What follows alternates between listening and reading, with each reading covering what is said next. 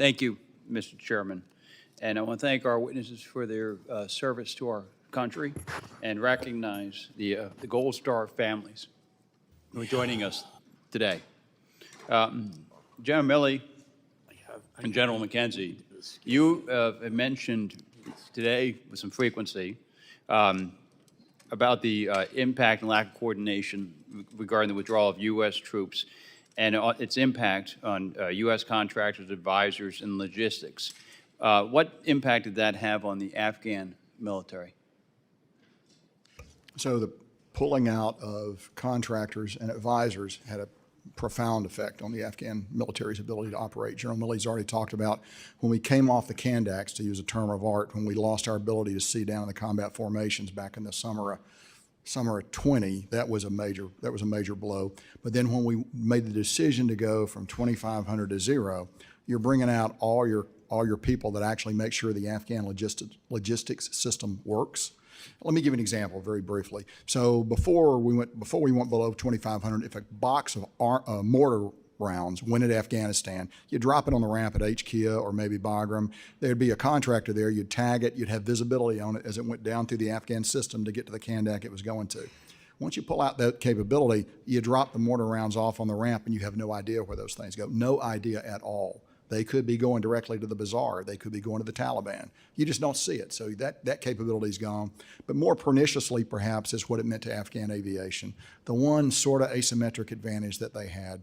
So we wanted to keep our contractors in there as long as we could, but they had to come out. We tried desperately to come up with schemes to help them. We looked at long-distance televideo maintenance, which has been tried by airlines in the United States with indifferent success in a technically literate population. So we knew we were swimming upstream with this. So it's difficult for me to overestimate the negative, synergistic, pernicious effect drawing down these capabilities had on the Afghan military. No, that was obvious for people to estimate in advance, and it was obviously what happened on the ground. And this was foreseeable. This was not a surprise. Yeah.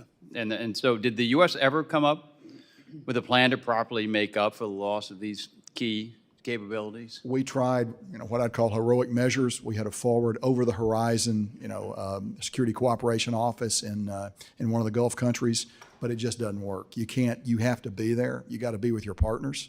And the degree to which you're not with your partners, it doesn't mean you're fighting for them. You're not doing that. What you're helping them do is manage complex logistics systems and ensuring that graft and corruption isn't overwhelming. But you pull that all off and you lose that visibility and you lose the ability to help them as well. And so I think that's a significant factor in the collapse of the Afghan military in 2021.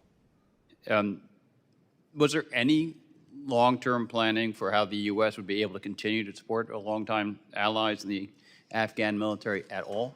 We did, but again, so you work under the conditions that you're given to operate, which is there's not going to be anybody on the ground. So, you're going to, ideally, in a perfect world, there'd be 650 U.S. forces guarding the embassy and a handful of people in the embassy that might be able to do some limited form of security cooperation. But nothing at the ministerial level even, and certainly nothing at the corps or the formation levels that's there. So really very hard to see a way forward. Was President Biden ever informed that the U.S. military hadn't yet figured out how to provide logistics and maintenance support for the Afghan military? That's a question I can't answer. I just don't know the answer to that. General? Yeah, I think there were plans presented. They certainly weren't optimal, as Frank just pointed out, but he was witting of the contractors coming down and the potential impacts, and that the mitigations, the over-the-horizon mitigations and remote maintenance, et cetera. But I think everybody recognizes general consensus that nothing's going to replace the contractors on the ground. You're looking at about, if my numbers are correct from my head, I want to say there were about 20,000 or so over the summer of 20. That comes down to about 10 maybe into 21, and then you start glide pathing into maybe 8 or 9. But there's still a significant contractor capability there until we come out in July, or in the first or second week of July. And that's when it basically goes to zero. And the contractors aren't going to stay unless there's American military forces to protect them. Yeah. And these are DOD contractors, U.S. persons, right? And then there's contractors from Europe, and then there's contractors that are local. So the number of the contracting pieces is a really significant factor to the collapse of the ANSF, in my view. given the amount of time that's passed since the American withdrawal, in retrospect, are there any actions that you wish that you would have taken that may have prevented this catastrophe? I think for me, the biggest thing is to synchronize the withdrawal of the U.S. military with the State Department. And I'm an advisor, not a commander sort of thing. And it's I mean, we said it over and over and over again. There's probably other things, I guess, that could have been done. That's my biggest regret, is I go back through all these meetings, et cetera, on that whole issue of the State Department coming out with the military in July, really, is what we're looking at. Gentleman's time's expired.